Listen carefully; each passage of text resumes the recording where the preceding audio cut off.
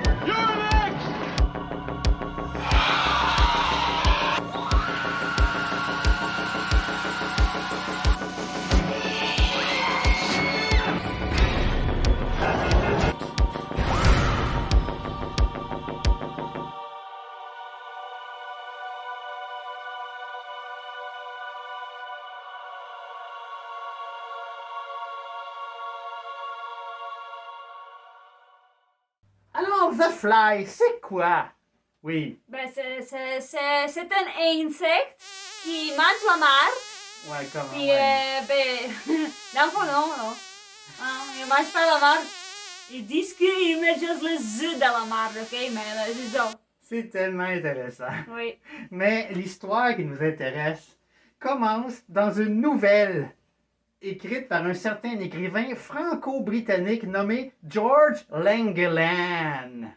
Cette nouvelle a été pour la première fois publiée dans un magazine pour messieurs, Playboy. Hein? Tu savais pas ça, hein?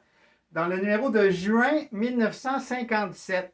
Est-ce que vous pouvez imaginer The Fly dans un Playboy? C'est un mouche qui fait comme...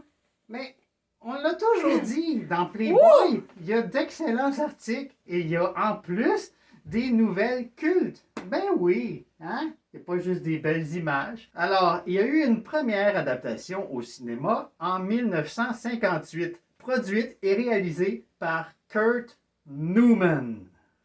Ouais.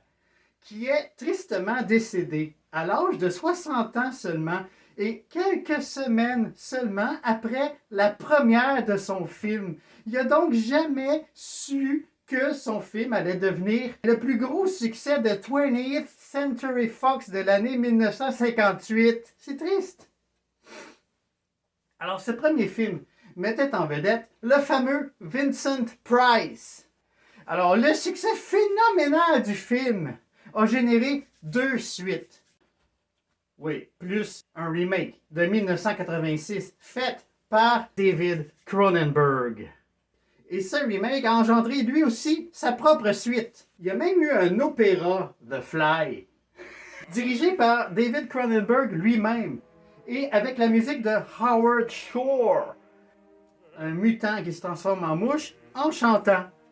Ouais, mais il fait bzzz, Mais commençons par le premier film. Ce film raconte l'histoire tragique d'André Delambre, un scientifique québécois. Ah oui, c'est vrai, ça se passe à Montréal. Non seulement ça se passe à Montréal, ce qui est rare pour un film hollywoodien, mais en plus, ça se passe dans un Montréal francophone. Hein? La nouvelle se passait en France. J'imagine qu'ils ont choisi Montréal pour pas trop dépayser le public, tout en gardant les noms à sonorité française. Mais Oui. les Québécois se rendent bien compte de certaines incohérences. Ils sont tous les deux en train de jaser dans leur jardin. Le jardin est en fleurs, les arbres sont pleins de feuilles, et elle dit « Bientôt le printemps! C'est ça. On connaît, c'est pas grave. C'est ça, notre feuille d'hiver. Oui. Et pas ça. Oui. Alors, le film commence quand Gaston, le gardien de nuit d'une usine de Montréal, entend que quelqu'un met en marche l'immense presse hydraulique en pleine nuit et il voit une femme s'enfuir en courant. Hé, madame!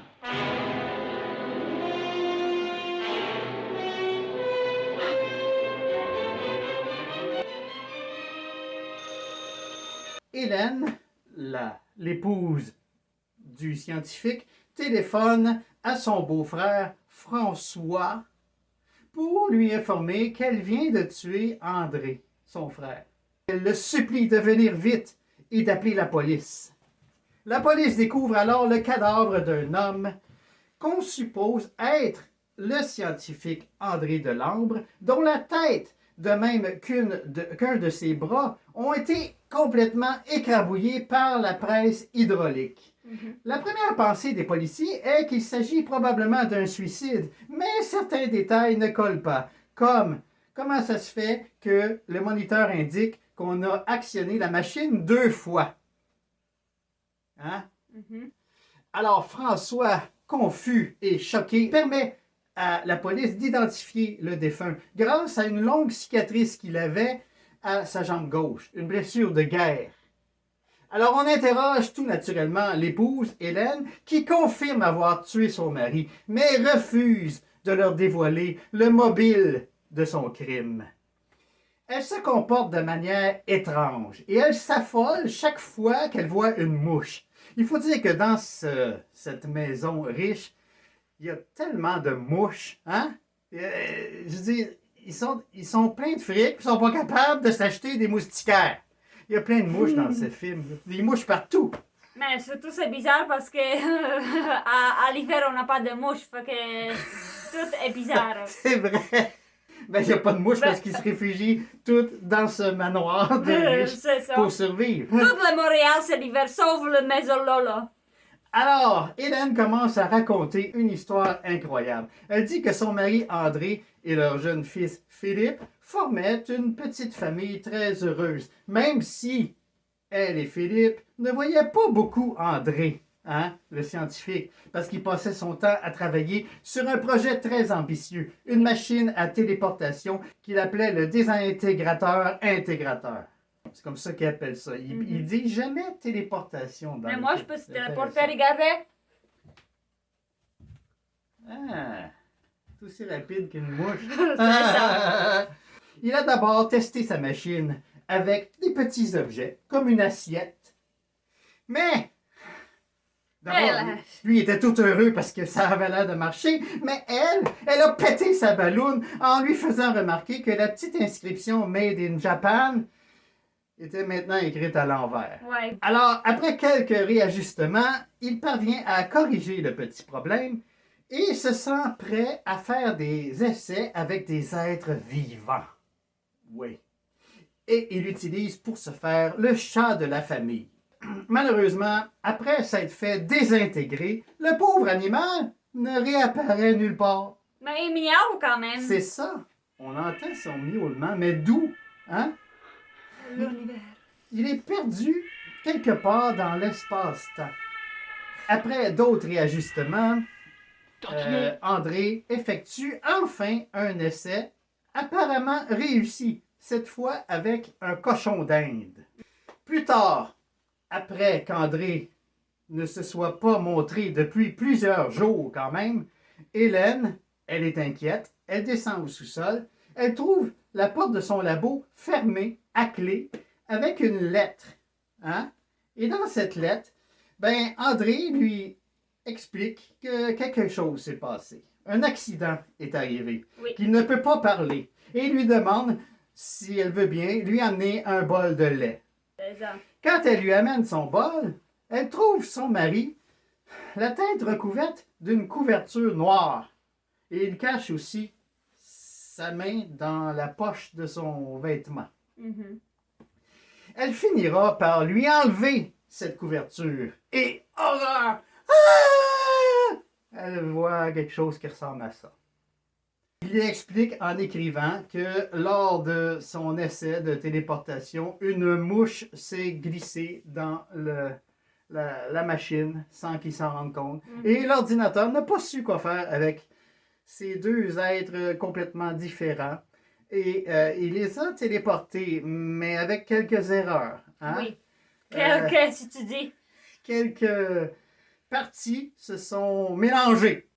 Alors, il lui dit aussi que, selon lui, sa seule chance de retrouver son aspect normal est de retrouver la mouche pour ramener la mouche dans la machine avec lui, en espérant que l'ordinateur répare son erreur Mhm. et réintègre les deux êtres avec leur apparence d'origine.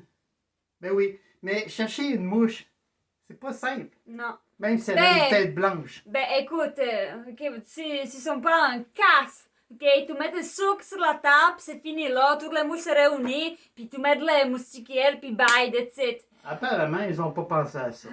Ben, ils sont Parce stupides. que malheureusement, Hélène ne retrouve pas la fameuse mouche à tête blanche, Non. même si son fils l'avait trouvée.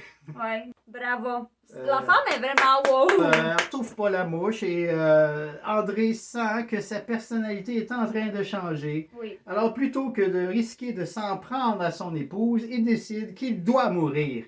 Et il demande donc à sa femme de l'aider à se supprimer lui-même Mhm. en utilisant la presse hydraulique. Oui. Alors, Parce qu'il ne faut pas que quelqu'un sache, vous comprenez, il faut qu'aucune preuve. c'est ça. Elle ne peut pas juste tirer de la tête, vous comprenez, hein? Alors, il règle lui-même la machine, puis il va se placer la tête en dessous, Et la ainsi patte. que la patte. Hélène appuie sur le bouton de mise en marche. La machine écrabouille effectivement la tête d'André, mais la patte glisse Oui. et elle doit la replacer et repartir la machine. C'est ce qui explique qu'on La a... deux fois. C'est cela, la deuxième fois. Alors, bien entendu, l'inspecteur qui a tout écouté le récit de Hélène n'en croit pas un mot. Non. Et en l'absence de toute preuve pour corroborer cette incroyable histoire, il ne peut malheureusement rien faire pour empêcher son internement dans un hôpital psychiatrique. Oui. Sauf que, juste au moment où les hommes en blouse blanche viennent embarquer Hélène et l'emmener dans la maison de fou, Philippe informe François qu'il a enfin retrouvé la mouche à tête blanche. Elle est prise dans une grosse toile d'araignée dans le jardin de la demeure. François et l'inspecteur s'approchent en vitesse de la toile et aperçoivent la fameuse mouche qui a une tête humaine et elle crie « Help me! Help me! » Eh ouais. Alors l'inspecteur, choqué par la scène, écrase les deux insectes avec une grosse pierre. Et là, François lui fait remarquer que ce qu'il vient de faire, c'est finalement exactement ce qu'Hélène a fait pour son mari. Un meurtre de miséricorde pour mettre fin aux souffrances de la pauvre créature. Oui. L'inspecteur avoue qu'il a raison. Et après ce qu'il vient de voir, il croit enfin à l'histoire d'Hélène et ordonne qu'on la laisse libre. Mhm. Voilà. Qu'est-ce que je trouve vraiment débile, c'est que il a tête de mouche à peu près comme ça, ok? Il se fait écrabousser par une machine, oui, je comprends tout ça, ok? Il faut qu'il ne reste pas beaucoup, mais Chris, il y a des poils, c'est débile, ok? La tête humaine, ok? Et la tête de mouche, c'est complètement différent. Ça fait que même si tu fais comme ça, là, tu trouves les poils, hostie. La main, elle est quand même large comme ça. Mais c'est pas grave, ça, là. C'est pas grave. Mais moi, tu vois ce qui me dérange, puisque j'essaie de comprendre. Lui, là, André, il se retrouve avec la tête d'une mouche, OK? Mhm. Et la mouche se retrouve avec sa tête à lui, une tête humaine. Oui. Mais, de toute évidence, il a conservé son cerveau, hein, parce que même s'il n'est pas capable de parler, parce que sa bouche ne lui permet pas de prononcer, Oui. il réfléchit quand même comme le scientifique. Il communique sans trop de problèmes en écrivant à Oui. son épouse. Donc, on peut considérer que son cerveau est resté humain. Alors, à partir de là, on peut s'imaginer que la mouche, elle a conservé son cerveau à elle, son cerveau de mouche. Mais non, parce qu'elle est capable de crier « Help me! » Oui, mais Alors, juste à la fin. où est passé le cerveau de la mouche? Ils ont tous les deux un cerveau humain. À mon avis, ça ne marche pas. Hmm.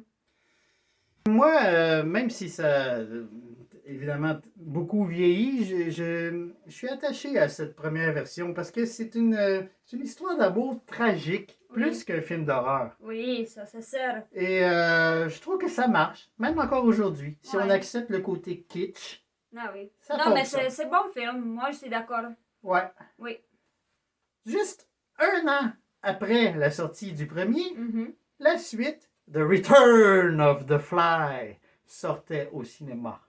Alors, le retour de la mouche en 1959, réalisé par Edward Burns. 15 ans après la mort mystérieuse de son père et le suicide de sa mère traumatisée, Philippe Delambre décide de reprendre l'expérience de son père, même si son oncle François n'est pas d'accord. L'assistant de Philippe, Alan, qui veut secrètement voler son invention, fait exprès de fermer Philippe avec une mouche dans la machine. Et bien sûr, l'histoire se répète. Il se trouve avec tête et pattes de mouche. Il pitch Philippe dans la machine, puis il attrape une mouche, puis il ajoute la mouche. Mhm. Ça fait un peu forcé, tu sais, je Oui. dis... Bon. Mais vous voyez, dans cette film, ok, il attrape facilement la mouche.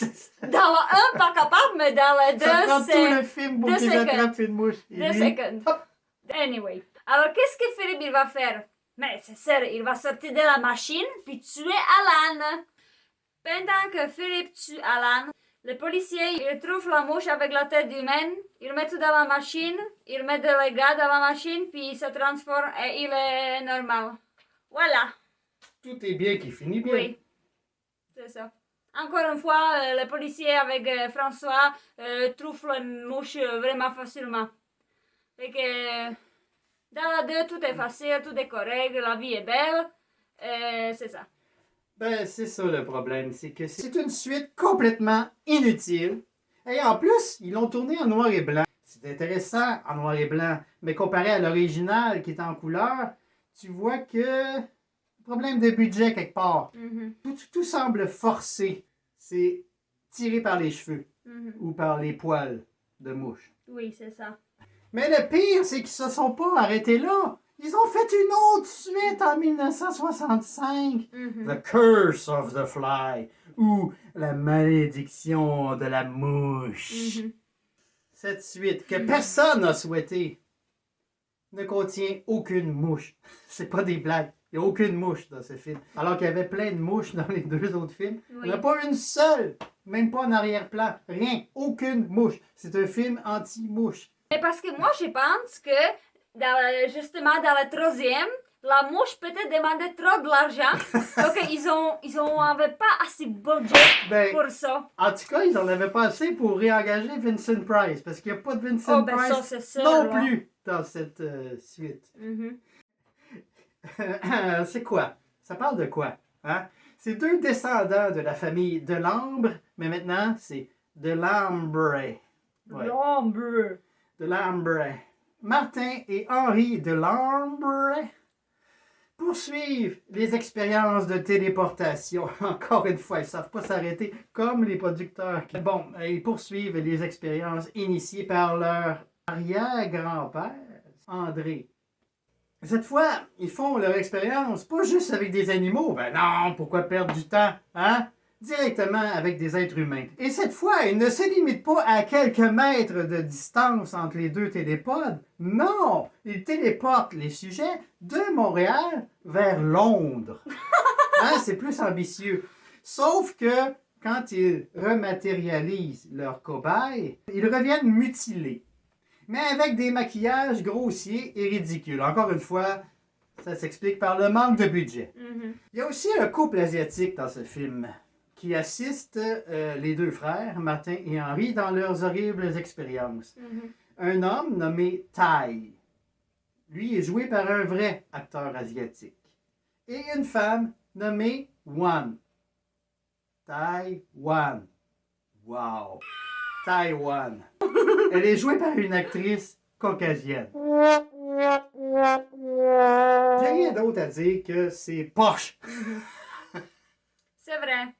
Alors maintenant, c'est le temps de parler du remake. Mais oui, on arrête les conneries, ok? Puis on va vers les bons films d'enfants. Ce remake, c'est réalisé par nul autre que le maître du body horror dont j'ai parlé précédemment, David Cronenberg. Alors, Sue, je te laisse la parole. Parle-nous de ce chef-d'œuvre. Oui, c'est chef-d'œuvre. Alors, Seth Brundle, un scientifique brillant mais timide, rencontre une journaliste Veronica dans une exposition scientifique et l'amène à son laboratoire pour lui montrer son invention. Il dit que le téléporte peut téléporter pour l'instant juste l'objet. Seth dit à Veronica de garder le secret pour l'instant. Il lui propose de le filmer pendant son parcours. Alors Seth essaie de téléporter un être vivant, un babouet, mais ça va mal finir. Le Un babouet est déformé. Il est encore vivant, malheureusement. Il est une bouillie Ouais. grouillante. Ouais, C'est dégueulasse. C'est vraiment dégueulasse. Pendant que Seth essaie de trouver où est l'erreur, Veronica tombe en amour avec lui, évidemment. Ping, ça swing. Hein? Elle va l'aider à comprendre les mystères de la chair humaine. Oui. Après première nuit d'amour, Seth a l'idée de reprogrammer son ordi pour tomber en amour aussi avec chair humaine. Alors Seth, il essaye pour deuxième fois de téléporter son babouin. Ça fait. Et voilà, ça marche. En tout cas, ça semble marcher. Oui, c'est vrai, ça semble que ça marche bien parce qu'il est vivant. Il Et a l'air de bien se porter. c'est ça. Mais Seth va quand même envoyer des échantillons de babouins pour analyse. Mais vous comprenez que c'est pas tout de suite. Le résultat, ça prend 2 semaines. Ouais. Alors cette impatience décide de se faire téléporter lui-même sans l'assistance de Veronica. Ben, qu'est-ce que vous pensez? Le processus finit bien, n'est-ce pas? Mais, Mais ça, c'est le détail qui est pareil comme le film original. Une mouche s'est glissée dans le télépode à l'insu de Seth. L'ordinateur il a fusionné l'ADN de Seth et celui de la mouche. alors, après cette téléportation, Seth est beaucoup plus fort, ok, qu'avant. Puis il a beaucoup plus d'énergie. Puis il veut baiser sans arrêt, ok? Il veut vraiment faire l'amour tout le temps, ok? 6 heures, 8 heures, that's it. Il est accro au sucre. Oui. En plus, son apparence change tranquillement. Mais En tout ce cas. qui est le plus inquiétant, c'est que sa personnalité change. Oh oui. Il devient arrogant. Oui. Il devient méprisant. Il essaye de convaincre Veronica de se faire téléporter aussi. Alors il dit, hey, toi tu veux te téléporter aussi parce que tu vas être plus fort et tu vas avoir l'amour comme moi. Mais 6 elle heures. refuse. Oui, elle refuse. Alors Seth l'envoie chier. Il dit, va chier. Il Je vais sort trouver en- une autre femme qui veut vouloir téléporter. Oui, il sort dans un bar et Et- trouve une femme louche. Il gagne les faveurs de la femme en pétant le bras d'un gros con. Oui. Et elle acceptera de venir avec lui. Mais heureusement, Veronica revient juste au bon moment pour empêcher Seth de téléporter la pute. Et là, c'est la scène où il dit Don't be afraid. Et elle dit Hey, be afraid. Be very afraid. La phrase qui est sur le poster du film. Puis elle est comme... Puis elle part. Oui. Ouais. Veronica et Seth se disputent alors. Et Veronica part aussi. Seth s'est enfin regardé dans un miroir et comprend que quelque chose va mal. Ben, Très surtout mal. qu'il commence à perdre des morceaux. Les ongles se détachent et un fluide blanchâtre. Ouais. C'est dégueulasse. Oui, c'est Et dégueulasse. ce n'est que le début, c'est ça le pire. Je pense que à partir de ce moment-là, il s'est dit ouais, je pense qu'il y a quelque chose qui qui s'est va passé. pas. Qui va pas. Alors, il essaye de comprendre ce qui se passe, c'est ça. Oui, il demande à son ordinateur de lui donner toutes les informations concernant Oui. la première téléportation. Oui. Et trouve que la mouche, justement, était dans le même téléporte que lui à le moment de téléportation. Puis il demande à l'ordi, est-ce que j'ai absorbé la mouche? Ordi dit non. Qu'est-ce qui s'est passé alors? Et ordi dit Fusion. fusion. Fusion. Toi, le 7, ok? T'as un ADN d'une mouche. Ouais. C'est ça. Mais c'est justement parce que ordi ne comprend pas. Il savait pas quoi faire, l'ordi. C'est juste un ordi. Ouais. Oui, fait que c'est ça. Après 4 semaines, cet enfant appelle Véronica puis demande de venir chez lui. Véronica entre dans l'appart et choquée par l'apparence de son chum. Il pense que c'est une maladie du genre cancer et qu'il va finir par en mourir. C'est Oui, ce qu'il oui, oui. Mais plus tard, il va comprendre qu'il va plutôt devenir un gros homme mouche. Et il est fier et il force Véronica de continuer à le filmer. Puis justement, il va faire démonstration comment un mouche mange. Et c'est à peu près comme... Alors, Comme ça. il lui explique brièvement que les mouches ne peuvent pas digérer d'aliments solides. Elles ont besoin de les prédigérer avant de les absorber. Oui. Donc, elles crachent une espèce d'enzyme corrosif semblable à l'acide gastrique. Et Oui. une fois la nourriture en bouillie, il peut l'aspirer. Et il fait la démonstration, et Véronica le filme et le montre à son ex qui est vraiment profondément choqué. Et, en même temps, Véronica découvre qu'elle est enceinte et essaie d'avorter son bébé avec l'aide de son ex-chum, désolé. Mais Seth, il veut qu'elle garde le bébé parce qu'il dit ça peut être la dernière bonne chose de moi. Mais bon, elle veut quand même. Alors, elle dit à son ex-chum de...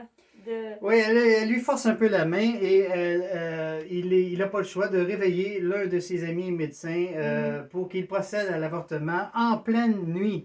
Oui, mais Seth les a suivis. Oui, oui. Et il casse la fenêtre, prend la future maman et Ouais, il l'enlève. kidnappe. Oui, il kidnappe comme ça. Il a un plan merveilleux. Oui, il lui dit, ok, il dit à Véronica, fais pas peur, moi je veux juste fusionner avec toi, moi et le bébé, on va être des familles très gentilles et heureuses. La famille parfaite. Oui, toutes les trois fusionnées ensemble, pauvre bébé. En un seul corps. Oui, Voilà. dégueulasse. Alors son ex-chum se précipite chez Seth pour arrêter toutes ces conneries. Parce qu'il était un peu con au début, mais là, il essaye quelque chose. Il prend un gant, puis comme je dis, il se précipite chez Seth. Mais il se fait attaquer par Seth parce que Seth, il est collé sur le plafond, alors il saute sur son dos. Il désarme l'ex-chum, puis il vomit acide gastrique sur sa main et une jambe. Oui. Ça a l'air douloureux. Oui. Il essaie de tuer, il essaie de vomir aussi sur sa face. Mais c'est là que Véronica dit « Non! Pas ça, Seth! S'il te plaît, arrête! » Alors lui, là, il prend Véronica. Il pitch dans un téléporte, ferme la porte et commence le processus de fusion et rentre dans un autre téléporte. Mais l'ex-chum, il est quand même... Il est pas mais mort. il le réveille, ok? Il le réveille. Il prend le gants et il tire sur le câble de téléporte. Alors, les portes s'ouvrent et Véronica peut sortir. Elle est safe pour l'instant. Seth brise alors les portes de son téléporte et c'est à ce moment que la fusion se fait. Il essaie de sortir, il pète les portes, il essaie de sortir puis pouf! Il disparaît. Justement avec les portes. Avec une partie Oui, du télépod. oui, oui. Oh boy. Oui. Il va fusionner avec une partie de sa machine. Oui. Alors, C'est abominable. on voit Seth justement appuyer dans un troisième téléporte. Il Et rentre. en sortant, on comprend que dans son dos, il y a un morceau de... C'est La une machine. abomination. Ouais, c'est vraiment horrible. Alors, Malgré tout, elle hésite à mettre fin à ses souffrances. ouais. Heureusement, il reste un petit peu de cerveau humain dans la tête de Seth. Alors, avec son patte dégueulasse, il prend le gants, dirige vers sa tête. Parce qu'il souffre, vous comprenez? Elle veut pas tuer. Connasse! Il souffre! C'était ton chum, Coalice! Elle veut garder avec machine dans son dos. Bravo! Heureusement, elle finit malgré tout Oui. par tirer et sa tête explose et Oui. c'est la fin de Brundle Mouche. Oui. C'est fini le film comme ça. Voilà. That's it. Que dire? Le classique ou le remake, pour moi, le remake remporte haut la main la bataille. Mhm. Il réinvente l'histoire de manière géniale. Mhm. Ce film, scientifiquement, me semble crédible. Mhm. Ouais. Si ton ADN est transformé, ça va être un processus long et souffrant. Mais oui, ça va pas être tout de suite. Et tout comme le premier, c'est une histoire d'amour avant tout. C'est Mhm. une histoire d'amour tragique. C'est un peu comme Roméo et Juliette, mais gore. Mhm. C'est dégueulasse, mais c'est prenant, c'est Mhm. touchant. On sent, on est attaché au personnage. On ressent la souffrance et l'horreur, en Mhm. fait. Oui. Parce que c'est un peu une analogie aux maladies et aussi au processus de vieillissement. L'horreur de voir son corps tomber en morceaux. C'est... Moi, je trouvais vraiment... j'aime beaucoup les deux, comment ils jouent, mais elle, on vraiment, comme tu dis, on souffre avec elle en lui voyant, justement, il savait pas quoi faire. Elle non plus, c'est vraiment triste. Mais ce remake a connu aussi une suite, n'est-ce Mhm. pas? Oui. La Mouche 2. La suite est un peu mal aimée, je dirais. Elle est considérée comme un peu cheap, un peu forcée, c'est vrai. C'est un peu plus... Mais c'était beau quand même. Moi, C'est j'aimais pas beaucoup. mauvais. C'est pas mauvais. Alors, le film commence par l'accouchement de Véronica. Véronica n'est plus interprétée par Gina Davis. Elle ne voulait pas faire une deuxième scène d'accouchement. La scène dans l'original, la scène du cauchemar, l'avait déjà assez éprouvée, j'imagine. Mhm. Oui. Alors, ce n'est pas la même actrice. Le docteur sort le bébé et ça ressemble à un cocon d'insecte. Mais, sous la couche d'aspect repoussant, se trouve un bébé en parfaite santé. Mhm. Alors, plus tard, on retrouve Martin Brundle. Il a toujours l'air normal, sauf qu'il y a 3 ans et il a l'air d'en avoir 10. Mhm. Il est élevé par un certain docteur Bartok. Il semble bienveillant. Oui. Il semble vouloir protéger Oui. l'enfant. Oui. Il achète de petites chiennes à lui. Hein. Ouais. Très gentil Qui comme sort. médecin. Oui, oui. Et il interdit l'accès à une certaine zone Mhm. du laboratoire à Martin. Mais Martin il est futé. Oui. Puis il trafique son password, son passeport, Mhm. et il entre là où il ne devrait pas entrer pour voir, en fait, il est témoin d'une expérience qu'il n'aurait jamais dû voir Mhm. avec Justement, son chien. son chien adoré. Mhm. Le docteur Fou procède à une téléportation et ça tourne mal. Son chien finit difforme, mais il est encore vivant. Je veux vous juste dire que c'est encore pire comme les babouins. Oui. Encore pire. Ok. Martin, il travaille tout le temps. Il travaille sur les deux téléports justement parce que le médecin il dit que Martin est peut-être plus intelligent que son père. Ben oui, on devine que les véritables intentions du docteur est d'exploiter l'invention Oui. du papa. Et il attend juste finalement que le fils se transforme, tout comme son père, en une créature Oui. qu'il veut exploiter et voilà. Mhm. Donc il est mal intentionné. Mhm. Heureusement, il tombe en amour avec une femme qui travaille justement là. Une belle employée, C'est une un belle et triangle. jeune employée. Mhm. Alors, tout en fricotant avec la belle, il va découvrir que son chien, contrairement à ce que le docteur lui a dit, qu'il était supposé l'avoir tué pour mettre fin à ses souffrances, son chien est encore vivant. Il est gardé vivant dans une cage. Ouais.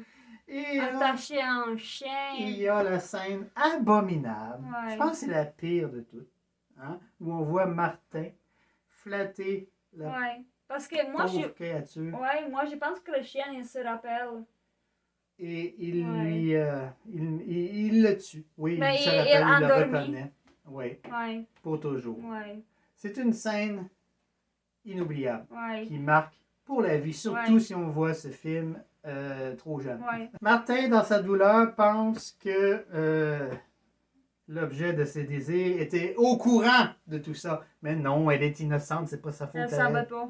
Ben, Martin, il commence à se transformer physiquement, tout comme son papa. Ça commence par une mauvaise peau, des Oui. boutons un peu partout. Il change son crâne, sa face commence à changer de forme. Comme, Mais il arrête jamais de travailler sur oui, le projet. pendant ce temps, il découvre que la seule façon de s'en sortir, ce serait de sacrifier une vie humaine. Alors, puisqu'il est un beau garçon, il dit, je peux pas. Mhm. Hein? Bon. Et il change à un point que un cocon Ouais. le recouvre comme un insecte. Alors après, il est dans son cocon, personne ne sait qu'est-ce qui va se passer, Mhm. mais il finit par en sortir. Mhm. Et là, on voit une créature complètement différente du premier. Ouais. Martin Mouche, comme on s'en doutait, il prend le vieux Chris Il met dans un téléporte. et l'ordinateur prend l'ADN humain du méchant docteur Oui. pour réparer Oui. Martin. Martin, au début, on n'est pas sûr parce qu'il a l'air encore dégoûtant, mais là, la belle le nettoie un peu et on voit que Martin se porte bien. Mhm. Les Oui. deux se retrouvent. Le docteur, lui, Oui. il finit Comme le chien. dans un état comparable au chien. Et Oui. voilà, Oui. comme c'est satisfaisant, Oui. c'est ce qui mérite. Le film se termine par la scène où on voit le docteur, en tout cas Attaché à la chaîne comme le chien. la chose anciennement, le docteur qui se traîne, qui Ouais. rampe péniblement, ça a l'air vraiment souffrant son Mhm. affaire, et il lappe comme un animal. Oui. On voit en gros plan, c'est vraiment bien fait cette Mhm. scène, c'est Oui, vraiment oui, bien oui, fait. oui. C'est très satisfaisant. Alors, que dire de ce film? C'est fait par Chris Wallace, le responsable des effets spéciaux dans le film de Cronenberg, Mhm. a réalisé cette suite. C'est un ancien maître des effets spéciaux qui s'improvise réalisateur. Donc, ça explique que c'est pas parfait, mais quand même, ça se consomme assez bien. J'ai pas détesté. Oui. Alors, en conclusion, pour ce premier épisode, c'est le remake qui l'emporte haut la main. Mhm. Le classique, respect, j'apprécie de le regarder aujourd'hui, mais comparé au chef-d'œuvre, je pense que je n'hésite pas à dire que c'est un chef-d'œuvre de l'horreur, Mhm. The Fly. Oui. C'est le remake qui l'emporte pour Mhm. cette fois. On va faire d'autres épisodes avec d'autres classiques versus remake. En fait, si vous appréciez. Alors, si ça vous branche autant que nous, n'hésitez pas à vous abonner à notre chaîne. Vous ne serez pas déçus. Mhm. Puis Voilà. attention au téléporte. Pas de téléportation. Méfiez-vous des mouches. Mhm. C'est ça.